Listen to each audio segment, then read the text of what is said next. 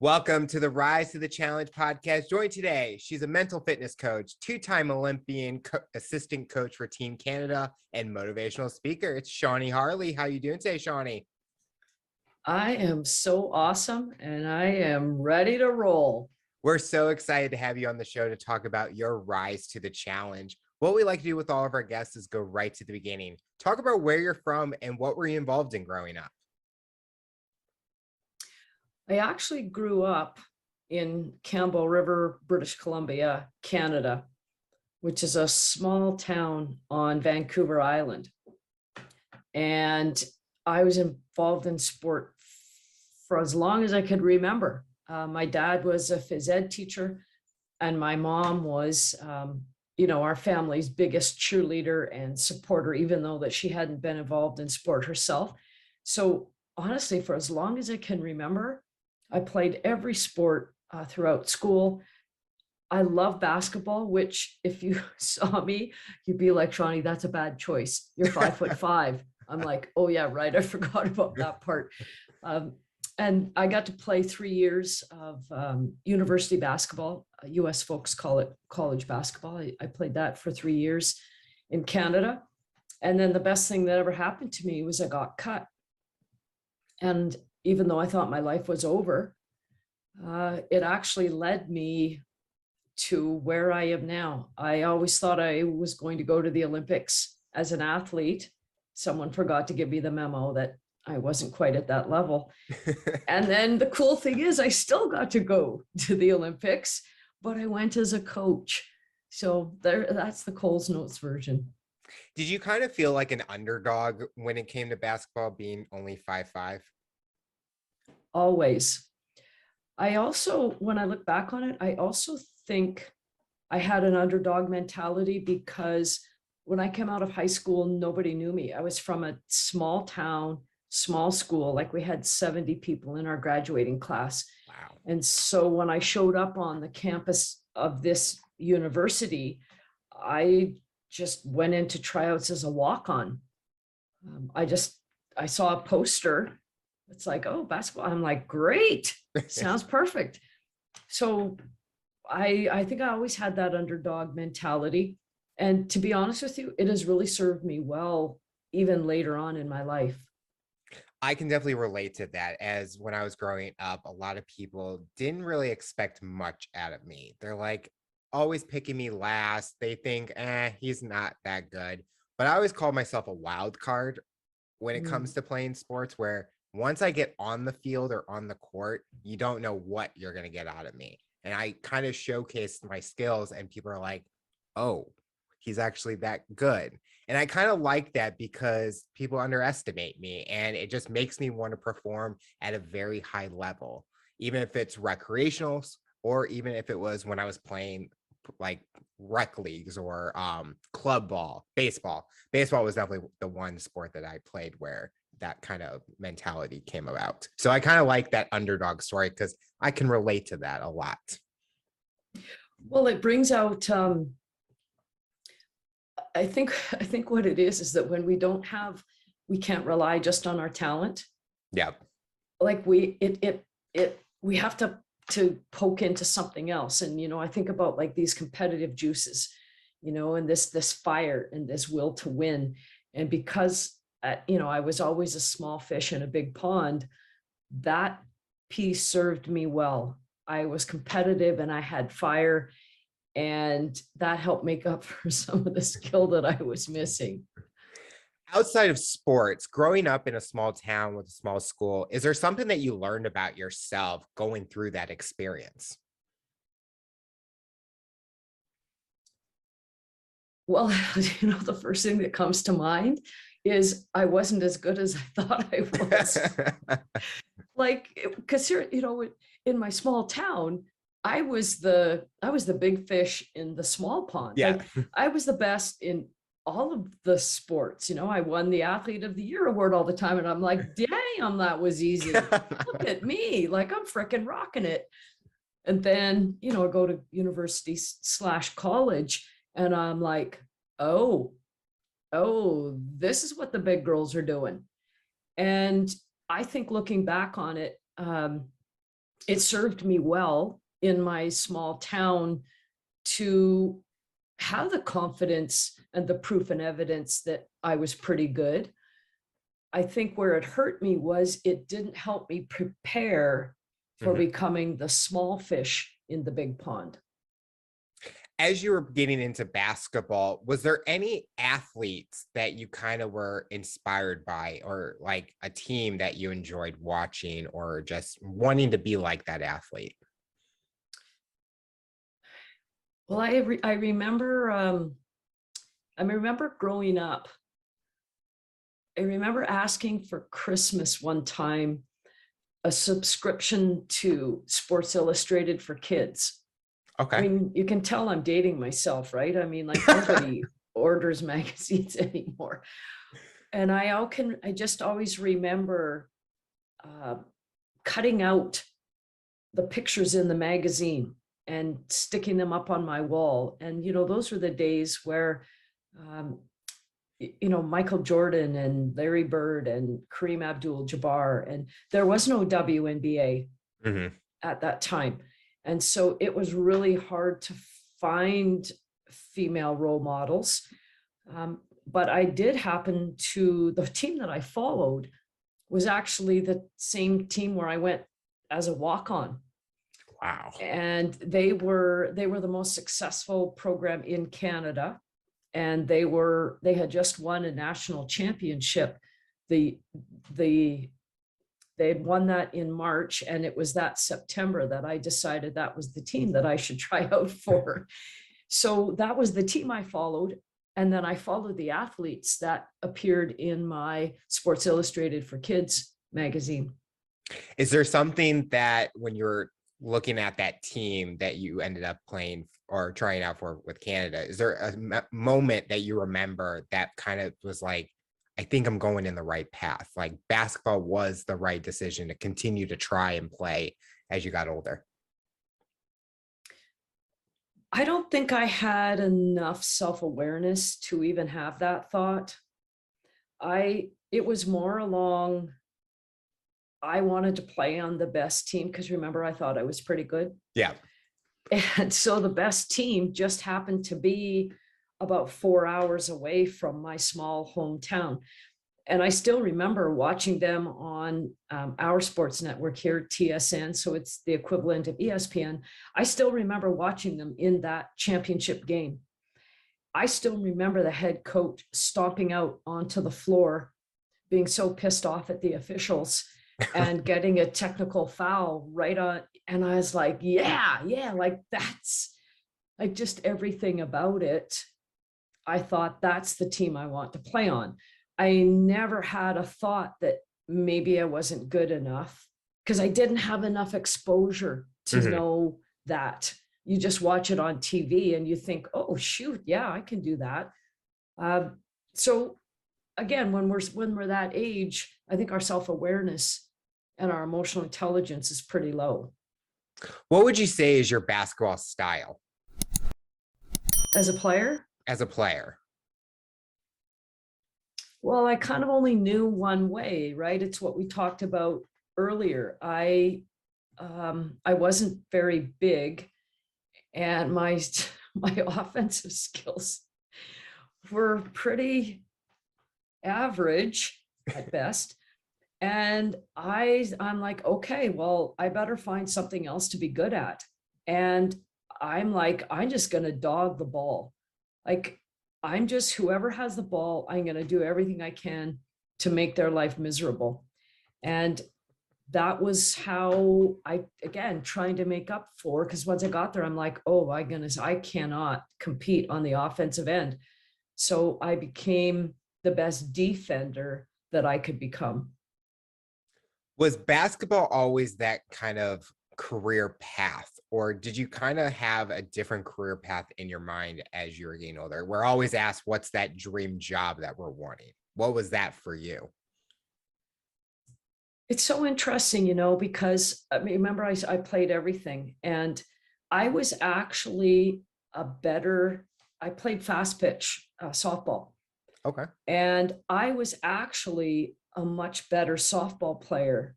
Like when I look back on it, I was a much better softball player. I was a leadoff hitter, I was a center fielder. I had a great arm. I was really good at stealing bases. I was pretty fast.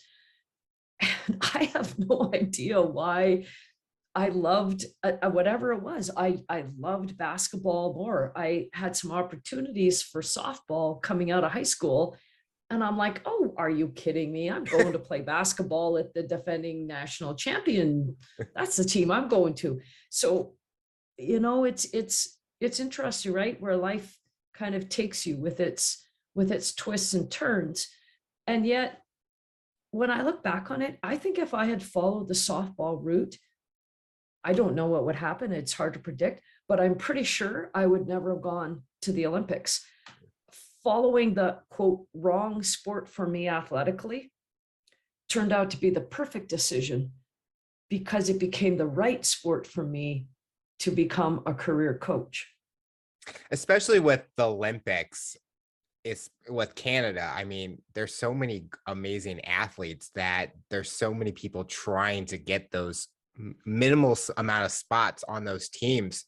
So it's very interesting if you did go the softball route, what would be happening? Would you have gone to the Olympics? Would you make Team Canada, or would you go into that professional side and continue going with softball? So I was going to ask you, what if you could do it all over, would you have gone with softball instead of basketball? But you kind of answered that already. Yeah, I think at the time, you know, you make the decision in the best way that you can. And I don't have any woulda, coulda, shoulda. I just look back on it and I'm like, wow, isn't it great that I had so many sports in my life that when I graduated from high school, I actually had a choice. You know, I'm like, wow, I'm grateful for that. I don't think one decision was better or worse than another.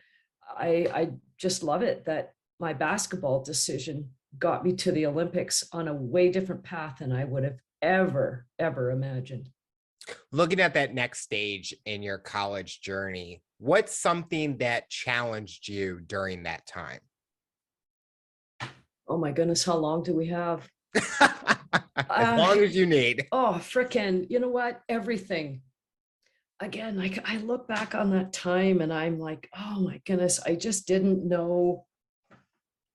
I didn't know anything. I mean, I was young and I look at that age group and I think I was so into myself.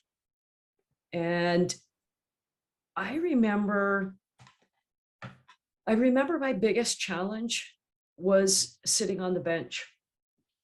You remember I told you that Yep. I was little fish, big pond. I'm like, oh boy, I'm in trouble. And I was, you know, what we call a 30-30 player. You play when you're up 30 or down 30. And I found that really hard. I didn't have any preparation for it because in high school I was the star, you know, in the little town. And so I had no experience with sitting on the bench. I remember so much being in the woe is me. This isn't fair. Can't anyone see how hard I work? I did not handle that situation well at all. I was whiny, and I think I had quite a bad attitude. I mean, you wouldn't have known that during the game, but in my heart, I was not happy. I blamed my coach. I blamed my team. I blamed everybody except being able to look at myself and say, you know what, Shawnee, the bench is probably the right spot for you. So be the best bench sitter that you can. And when your name gets called, frickin' let her rip, whether it's for 30 seconds, 3 minutes, or 12 minutes. And I did not do that. And that, when I look back, that challenged me every day because I was resentful all the time. Did you feel that you would end up losing the passion for basketball with not playing as much as you wanted to? I did lose it. I did lose the passion. I actually, after my third year, I decided that I'd lost the passion for everything. Because when you're at that age, you're really invested in a sport. When basketball is not going well, neither is anything else in your life. I mean, that's Yep. how it was for me. When basketball is going great, life is going great. And I told you why basketball wasn't going well. And I actually just said, I need a break. And I left. I left school and I left basketball, and I took a year just to clear my head and get away, because the thing that I had loved for all of my life, I was no longer loving it. So I left for a year, and that was actually a really good decision, because I was very unhappy and I wasn't a good team person. When you have unhappy people, they're not contributors, they're contaminators. And I probably was becoming a contaminator, so it was good that I left. Did you have any support system, like during the times that you were struggling with not playing, that you were able to talk to them, or were like the only people that you could talk to were the people on the team, but that would still bring up bad, like kind of vibes because they're always playing and you weren't playing? Yeah, I don't remember any support system. And I mean, the good thing, like again, so with every bad, there's a good, right? I wasn't playing as much as I wanted to, but I was really well liked on the Mhm. team, right? I was always the underdog. I was the Rudy, so to speak, small town, blah, blah, blah. And when we would travel, like everybody wanted me to be what, to be their roommate. When we would travel on the road, they wanted, so that was really good for me, because when I reflect back on it, that was showing me that they respected me and liked me, even if I was a bench player. That that was a really good piece for me. Um, you got to remind me of what your question was. The support system, did you have? Yeah, no, no, because you wouldn't talk, I would never talk about those things with my teammates, that I was unhappy and resentful and et cetera, et cetera. I remember saying I didn't want anyone to know that I was feeling that way. Um, the only people that I talked to were my parents, and my parents were just, they're just fantastic. And they never pressured me to stay. They never made me feel guilty about not playing. They were just very, very good listeners. They had empathy and not sympathy. Those are two different things. And when I made the decision to step away, they're like, great, that's, if basketball is not making you happy, then go try something else. So thank goodness, when I said I didn't have a support system, that is incorrect. I had my mom and dad were, my mom and dad were fantastic. I think a lot of people can definitely relate to what you were going through with anything that they're going through, something that they're super passionate about. And if it kind of doesn't go in that direction that they're wanting, taking that break away from it and kind of doing something else. And then possibly, like, as we're going to get into next, is where you kind of went back to basketball in a different capacity, but taking a break, find something else, and then see if you can go back to it in a different way. I think I've done that before. I think even with friendships, in a way, sometimes you got to take that break away from them and then give it some time. And then you never know, it could come back, or you're perfectly fine the way you are. I think people can take that concept that you were talking about in different avenues in their lives. I think that's a great point. I think of it like being stuck in the mud, Yeah. and you have mud all over your goggles, and you keep crawling, you know, but the mud keeps staying on your goggles. It's like you have to get out of the mud, get sprayed with a fire hose, get all the mud off you, get all the mud off your goggles, so that you can actually see clearly again. Because I remember that feeling of not being able to see clearly, not being able to think clearly, and just trudging away one more day, one foot in front of the other, because that's what sport teaches us. Yep. And it wasn't working. And I really am glad that I stepped away. And I'm really grateful that my parents supported that decision. After you stepped away, what was next for you? Well, after stepping away, I remember thinking, so I wasn't doing school, I wasn't doing basketball. I remember thinking, I don't remember the last time I had this much time. Like I, it just, I'm like, no wonder I've been stuck in the mud. Like you're in the grind, right? It's just the grind. It felt like the grind one day after another, after another. And when I stepped away, it felt freeing to get out of the grind and to start doing other things that help make my heart sing. And, long story short, I did end up going back to school, and it didn't feel like a grind anymore because I had the fire hose that got all of the mud off of my goggles, and I was able to look at things differently and more clearly. And that was that I did when I first stepped away. I remembered saying, I'm never going back. Right? You're in that little resentment, all that kind of thing. I remembered thinking that. And then the step away, I think it comes back to what you said. It helps us maybe get some of our clarity back. It helps us sort our thoughts and our feelings out. And that was really good for me because that helped direct me to where I was going to go next.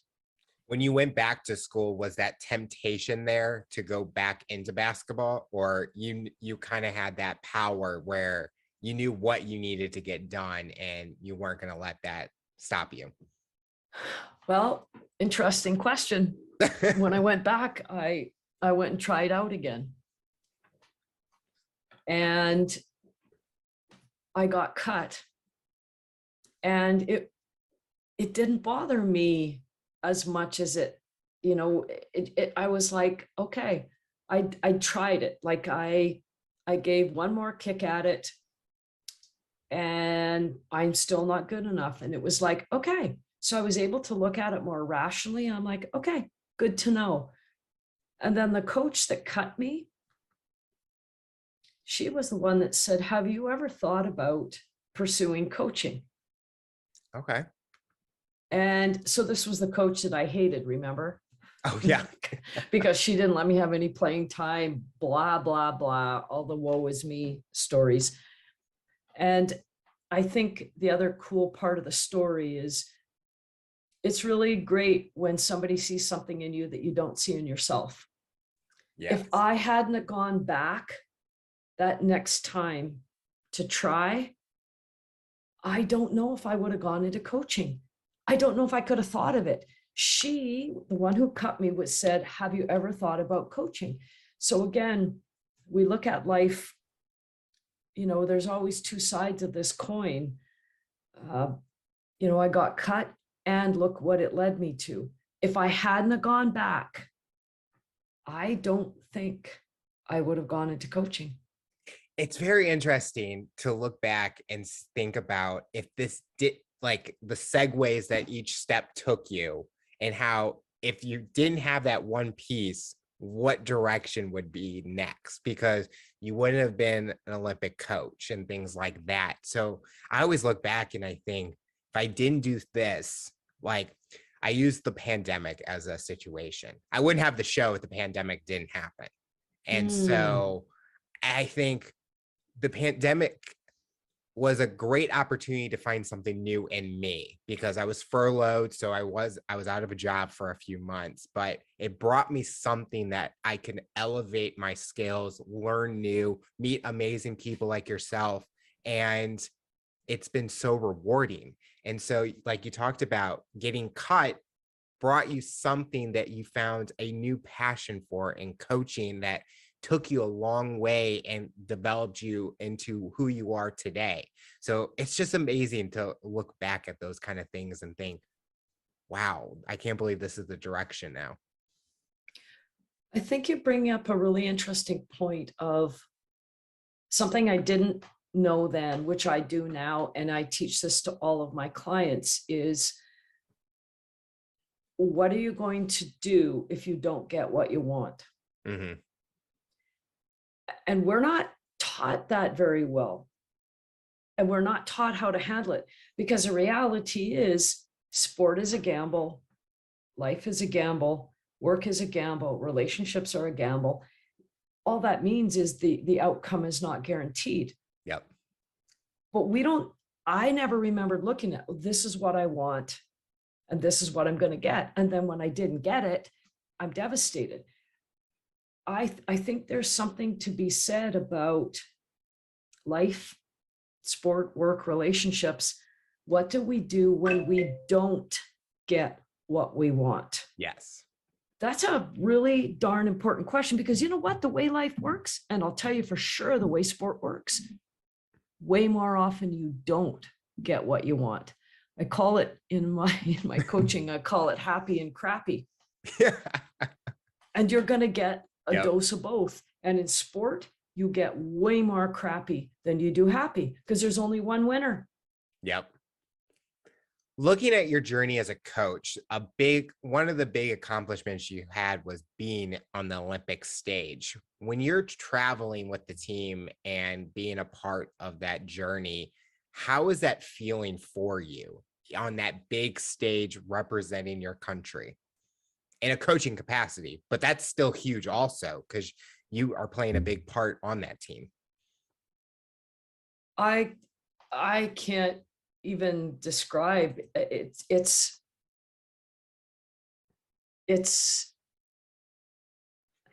I still remember standing our first game at the Olympics in 2016, and they do the announcements and the introductions, and we're all lined up on the court before the game, and they play our national anthem, and we're standing and looking at the flag, and I'm singing. Oh my goodness, I can still feel that.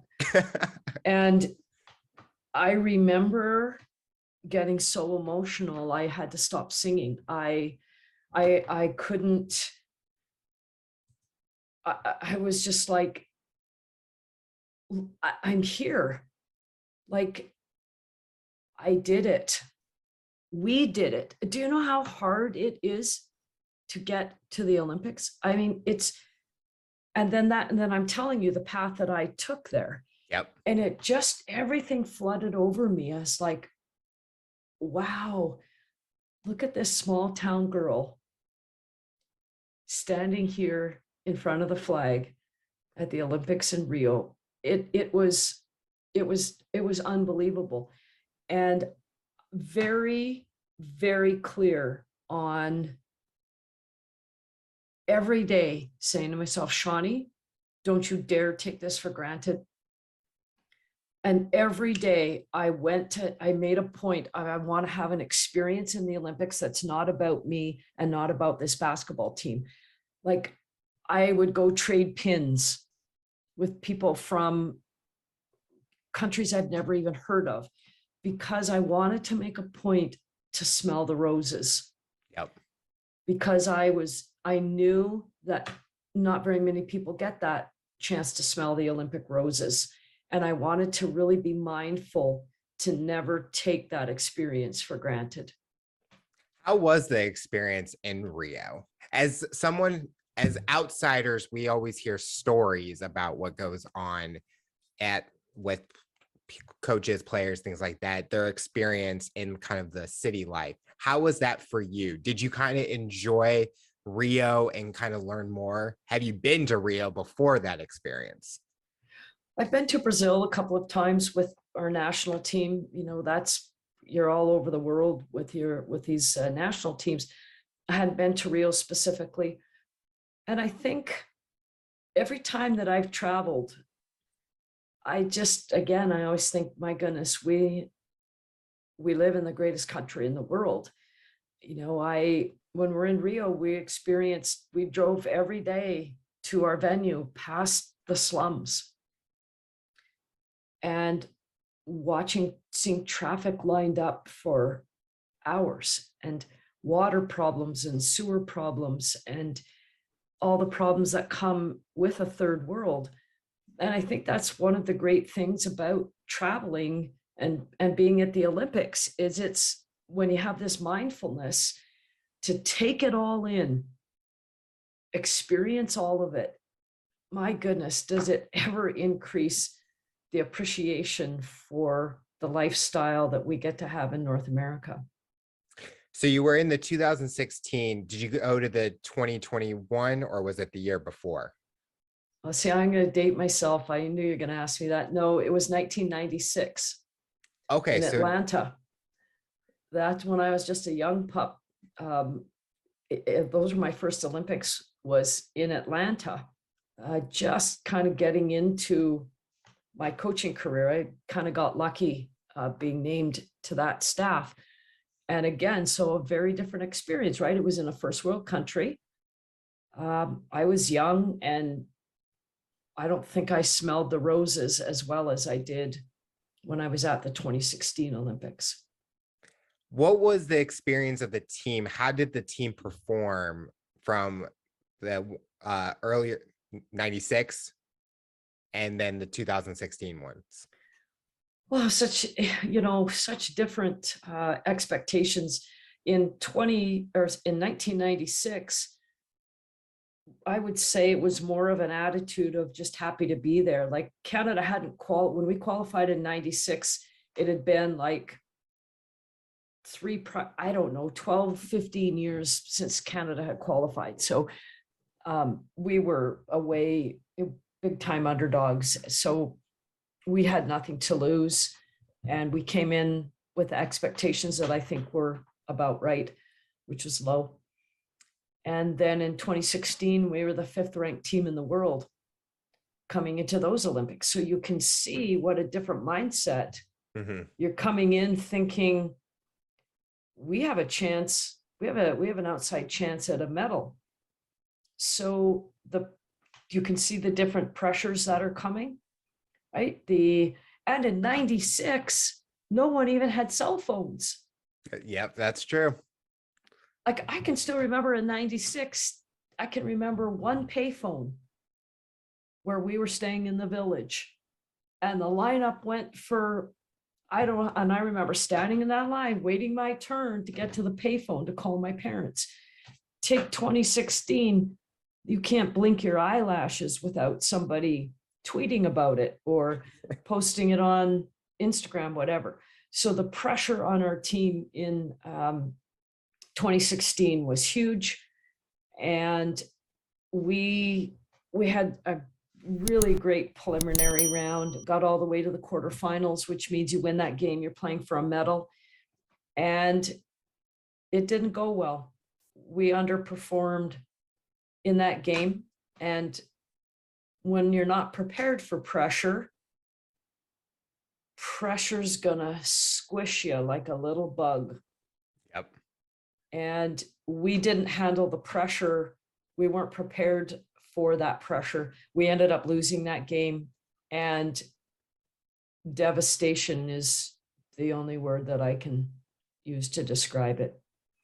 As a coach, a lot of times you're the one that's kind of motivating or giving those pep talks to your players, but you're not the one that's being the player on the court. Was it hard watching your team not perform at the level during that quarterfinal match?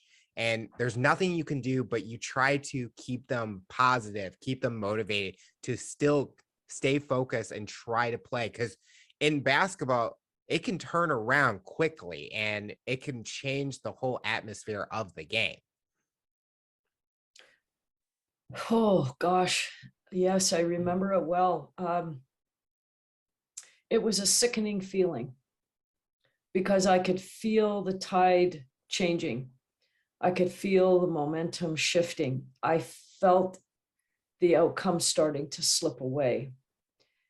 And it was sickening because I felt so helpless. I wanted to save them, and I couldn't. You can't, right? You can't go out on the court. It was a very, it took me a long time to come out of the darkness after that game ended. It hit me so deeply in my heart and my soul. And I went into a real darkness for a while after that because of what we're talking about. It's not just disappointing for me. It's like your whole team. Like we had women on our team that have dedicated their life to that have been playing on this team for 16 years and have sacrificed. Like I can't tell you how big the sacrifices are at that level. And I was so sad for them. And then you also feel like you let your country down. And I was sad for our country. And yes, that was a very, very dark, but sometimes the darkness leads to a wonderful light. And that's what ended up happening for me. I think when you share that story as people that watch it and they're so passionate about supporting their team, and we know that the players, the coaches, they work so hard, and some events happen one time, and if that player, I mean, even on the Olympics now, we have a USA skier. She didn't do her best, Michaela Schifrin. I watched it. And you just see that she's worked so hard to get and then those two runs, I think she missed a gate and then a disqualification, and then she's completely out. And her boyfriend posted a tweet and kind of trying to cheer her back up, but you know that it's hurting her inside, and you just see the support of the whole world coming behind her. And I think that it just shares that unless you're in that position, you don't know what's going on through those minds. So it's very honorable that you're open about it to share that with me. And it just shows that, like you just said, that it opens up a door to something, a positive light, and you learn from that experience. Yes. And it comes back to what I had said earlier, where I have so much empathy for these athletes that are competing on the world stage right now in the Olympics. Do you remember how I said earlier about, I think mental toughness is figuring out what to do when you don't get what you want? Yep.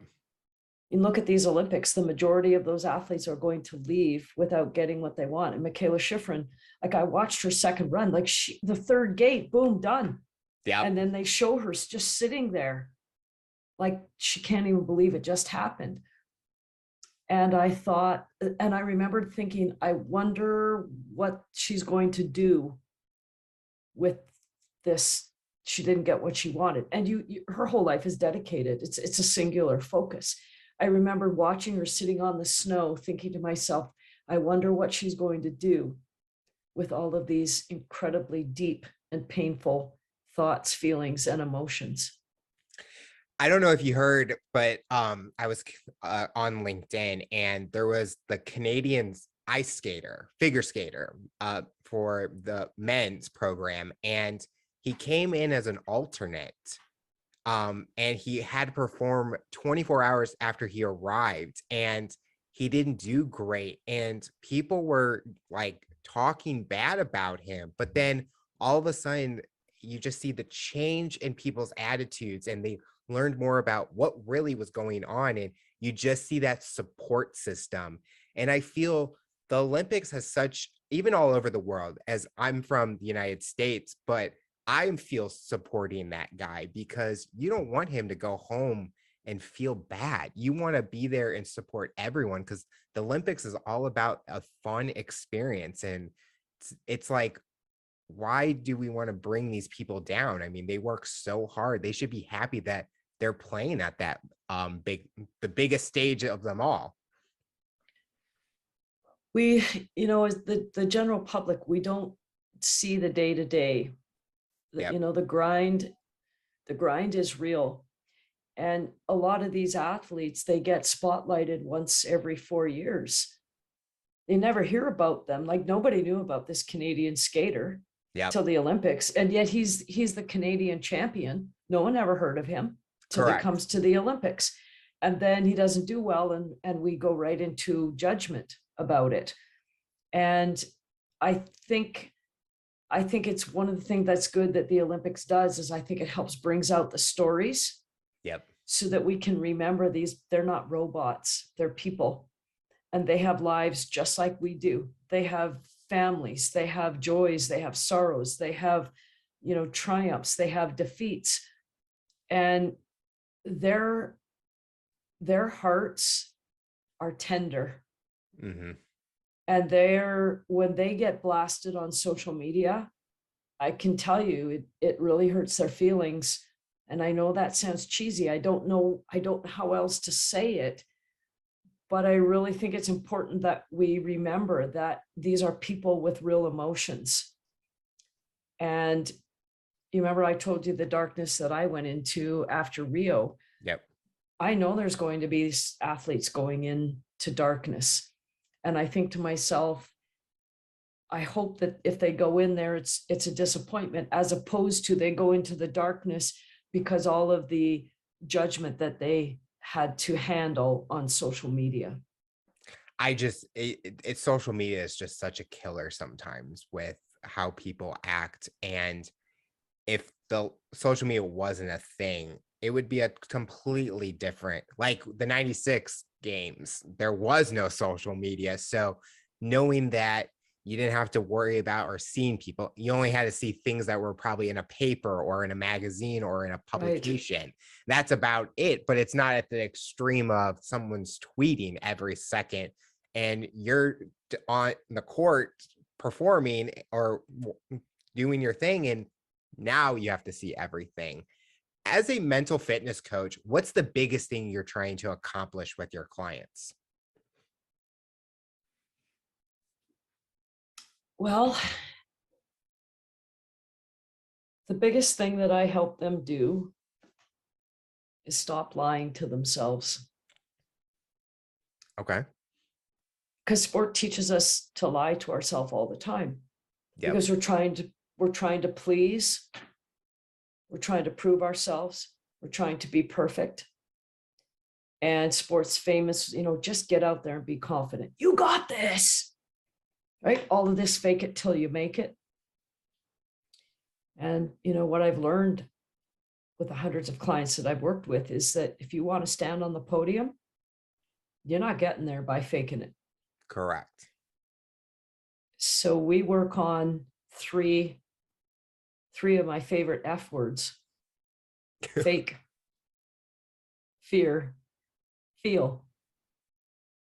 And we don't, I'm like, if you're going to work with me, you can't hide, because faking is hiding. If you're going to work with me, you can't avoid your fear, because that's also hiding. And if you're going to work with me, you can't pretend that you don't have negative feelings, because that is also hiding. Mm-hmm. So we're going to speak the truth, and we're going to put the truth right out on the table, because the truth will set you free. When I help athletes look at their deepest fears, there's a freedom there. Because when you can look at the thing that you fear the most, and then know deep in your heart that you're going to be okay if that thing happens, you're not as fearful of it. Comes back to what we were talking about before. What's going to happen if you don't get what you want? We talk about that. It's called paradoxical thinking. It's the ability to hold two contrasting thoughts simultaneously. I might get what I want, I might not. Sport is a gamble. If you want a guarantee, go do some. I don't know where there's a guarantee in life, but there sure as heck isn't in sport. And I help them look at the other side of what's going to happen if you don't get what you want. Let's look at it, so then we don't have to fear it. When we can help fear go down by speaking the truth, there's a freedom. There's another F word. There's a freedom that comes, because I'm not trying to prove myself anymore. I'm not trying to be perfect. I'm not trying to please all of the noise out there. I'm here to show up as the best version of myself. And I'm going to do that, win, lose, or draw. So I work on the opposite of fear. For me, what we work on, the opposite of fear, is courage. And Brene Brown said, you can be brave and afraid at the same time. That's paradoxical thinking. Mm-hmm. Two contrasting thoughts. And often when clients come to me, they want me to improve their confidence. I'm like, oh, don't hire me for that. Nope. Because confidence is an emotion based on results. Yep. If you're not good at something, you're not going to be confident. Hello. So how about, or they'll be like, you know what, I'm just going to try my new thing when I feel confident. I'm like, you're going to wait a long time. Yep. So let's do courage. You can have a feeling. I don't feel confident. I feel uncertain. I feel nervous. I feel scared. I feel afraid.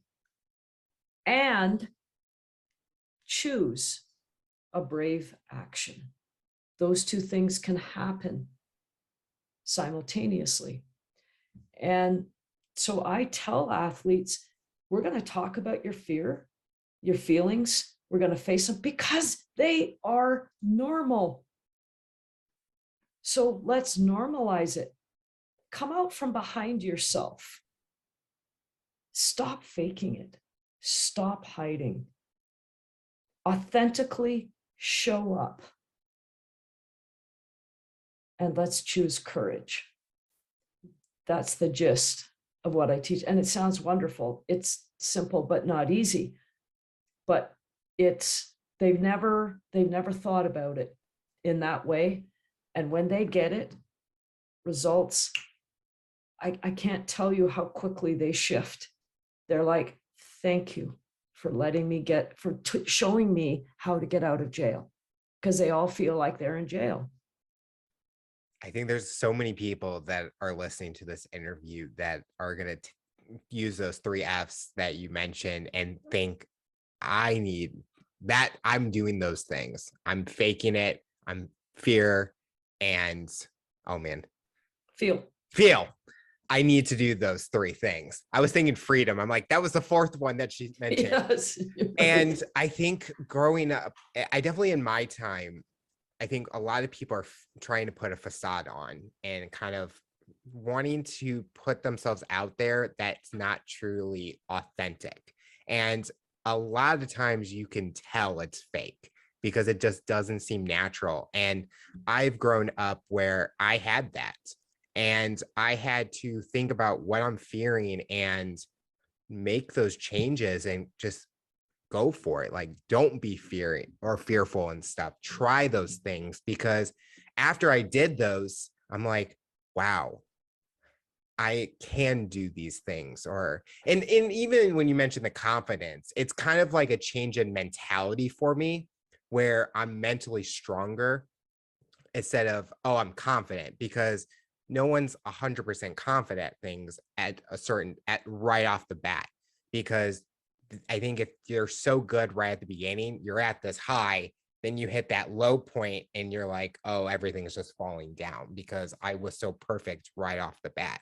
And I think I always look at, and you mentioned the become the best version of yourself. I grew up in a fraternity, and our tagline was become the greatest version of yourself. And I use that all the time because there's always something I can improve each day. There's a skill I can always improve, and I just want to grow as much as I can. I believe that courage is a muscle. It's like a muscle. It gets bigger when we use it.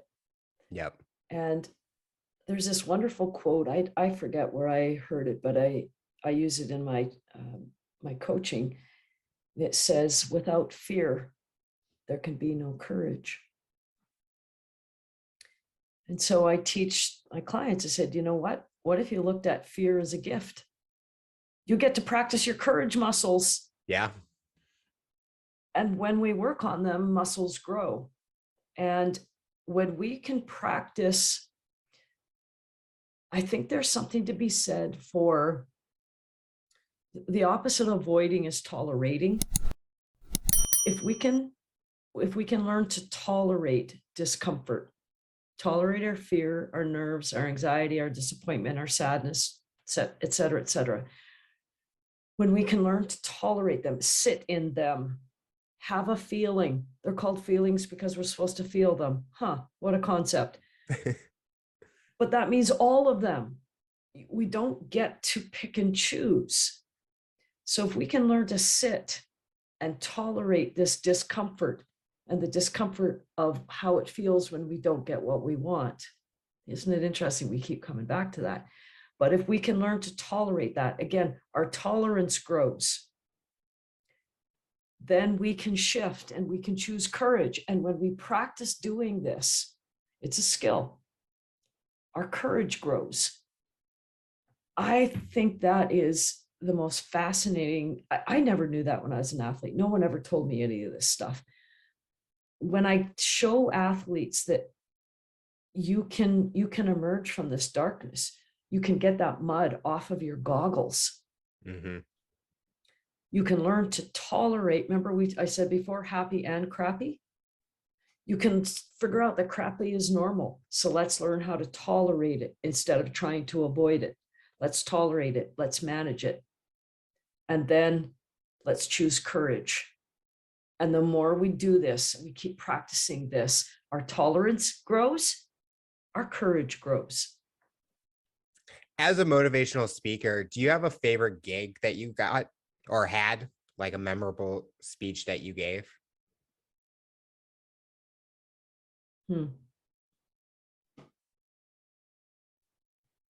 Well, I would say for sure it was definitely pre-COVID when I was able to do them in person.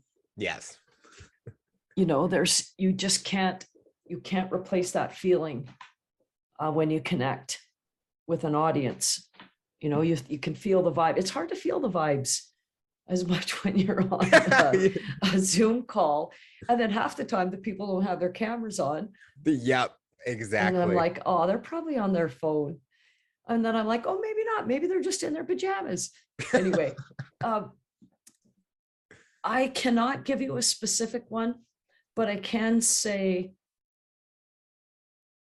pre-COVID had a magic to it that doesn't feel quite the same when we have had to go to have everything be virtual. I can definitely, yes. Especially, and I can take that from work meetings, like doing them on Zoom or video chat, you kind of don't get that interaction feeling. Like you said, everyone's distracted because they can turn their camera off and then they're on their phones and no one's paying attention. But when you're in that boardroom kind of vibe or in the same office, you get that interaction. It feels more personal and stuff. So I can definitely agree that those in-person events make a huge, because you can look at that person, get that connection, hit those emotions. Yes. And they can get that reaction from what you're talking about. Do you kind of give them like the story that you've been sharing, or do you kind of target what are the needs of those speeches that you're giving? Usually when I do them, I want to cater to the audience. One of my favorite topics is when I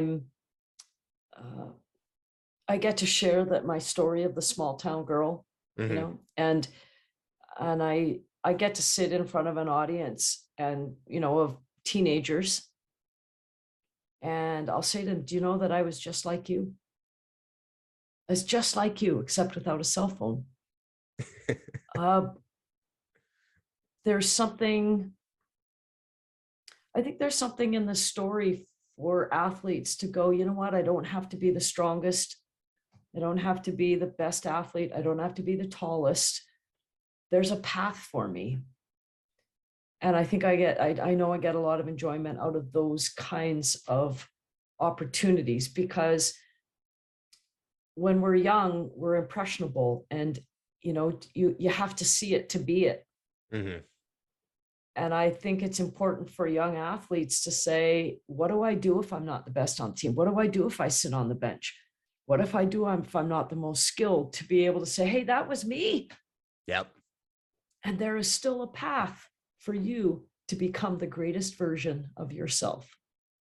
I love it. I mean, I think the best stories are those where it's the underdog story.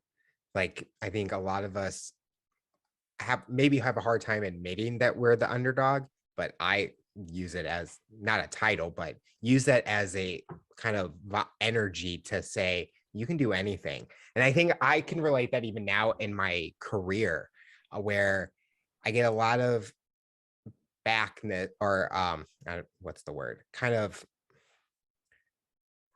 I'll eventually figure out the word, but my age plays a big factor in what I do. But I get these opportunities where people are double my age, but they're asking me for what do you do? VPs, presidents. And it's just like age doesn't. It's just those people trust because I'm here. I've been asked to come into this role and do these things. And I want to be there. I want to help. And I think you have to look at that person and the experience they have and what they've gone through because they can give you a lot of knowledge and that you can relate. And I think a lot of people listening to this, they're going to relate to what you're saying, what you've gone through, and maybe how I've connected to your story also. And they're going to be able to relate like I have. Isn't it this journey, that we're on that's called life? Is becoming, right? I think it's a journey of becoming. And I really liked your phrase, becoming the greatest version of ourself. I think it's a windy, twisty journey. And I think sometimes we take the wrong road and sometimes we drive off the side of the cliff. And I think that's part of it. Yep. I think the imperfect part of the journey is as important as the other. And I really think that that's why sport is so difficult for so many young athletes is they're all trying to be the best. And I'm like, there's only one. Yep. There's only one leading scorer on this basketball team. There's only one skier at this race that's going to get the gold. There's only one. So what the heck are the rest of you going to do? Sit there and whine and cry like I did for 3 years back in my college story when I sat on the bench? Heck no. Like the greatest version of yourself is waiting for you to discover it. So friggin' put your runners on and start walking or start jogging, because that journey is about becoming. It's not about sitting and whining and crying about what you didn't get. Yep. So what does the future look like for you? What are you hoping to accomplish in the next few years, personally and professionally?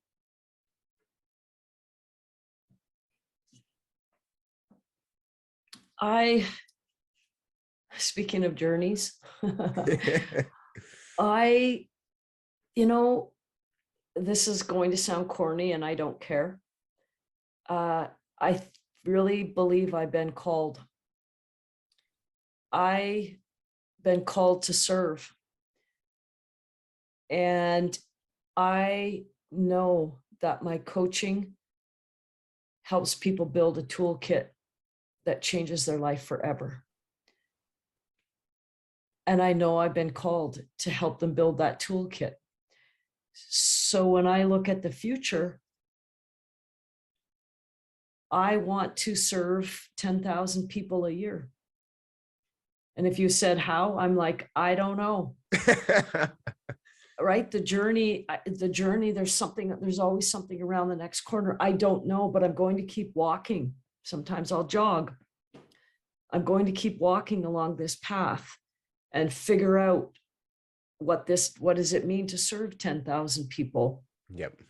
But I know I can't keep this to myself because it's a game changer. And that feels like sometimes like I'm laying in bed at night and I can't even get to sleep. And then sometimes it'll be like 3 a.m. and I wake up and I have to pee and I'm like, damn it, I hate that because I know I'm not going to get back to sleep because I can't wait to wake up the next morning and start serving.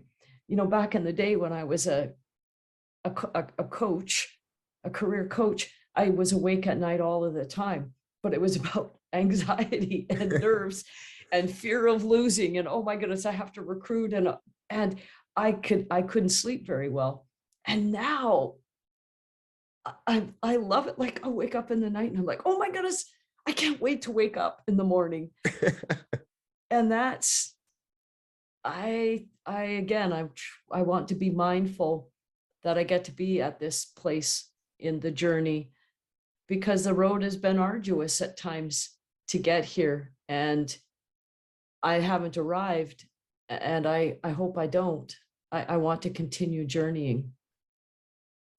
The final question I'll ask you, for someone that's listening to this interview based on your journey and experience, what tips or advice would you give them to overcome obstacles, accomplish their goals, and rise to the challenge? Well, if you're going to overcome obstacles, you have to live with the fact that they're going to be obstacles. So don't try to avoid them, right? I forget where I heard this quote from, but I thought it was a good one. What's in the way is the way. And so often we try to go around. I'm a fan of going through, because the obstacles are always there to show us something, right? I mean, that's what we've been talking about from the very get-go. I think that everything that we face in life brings us information. Yep. And if we will have a mind of curiosity about the obstacles, there's information that helps us know what to do about the obstacles. What was the second question? Overcome obstacles, accomplish their goals, and rise to the challenge. Yeah. Here's what I say about goals. I don't like them. I'll tell you why. I just think we have so many words that are just so fluffy, and I don't even think we know what they mean, to be truthful. I mean, what I do with our clients, I don't talk about goals. I talk about commitments. And I talk about 3 words: be, do, have. Be willing to do what it takes to have what you want. So figure out what you want, figure out what you have to do to get it, then make commitments and find a way to hold yourself accountable. So that's my version of goals. What was the third part? Rise to the challenge. Oh, that's courage. That's courage. Because rise to the challenge sounds so wonderful. But if somebody says, how do I do that? Like, I think we have to move from the what to the how. Mm-hmm. How do I do that? I'm like, oh, yeah, that's you put on your big girl pants, your big boy pants, and that's called courage. Yep. Brave and afraid at the same time. That's how we rise, is we become courageous, because without fear, there can be no courage. I love each part and breaking it down, because when you talked about the first part, overcoming obstacles, and it's going to sound very simple, but think about an inflatable course. You can just walk off to the side and just walk to the end, but that's no fun. Going through those challenges, those obstacles, and saying, I just did this, I feel accomplished because I went through it. It's just that you get more of a feeling out of it than going that simple route and kind of just, I'm not going to try. You got to go through it because you learn something new about yourself. And I love going through those obstacles because I find a new skill, a new thing about me that I never maybe knew that I had in me. It's a really good point, because we're building and revealing our character all the time. Yep. So what character gets built when we go through? What character gets built when we go around? Because you're going to build character one way or the other. Yep. And I'm just a fan of, I know what happens when you go through the fire instead of around it. And that's the kind of character that I want to help my clients build. Well, Shawnee, I want to thank you so much for coming on the show and talking about your rise to the challenge. You're inspiring so many people, and we're excited to see what the future looks like for you. Thank you for having me. Thank you for guiding me. We had a little journey today, and thank you for leading me along a very enjoyable path today.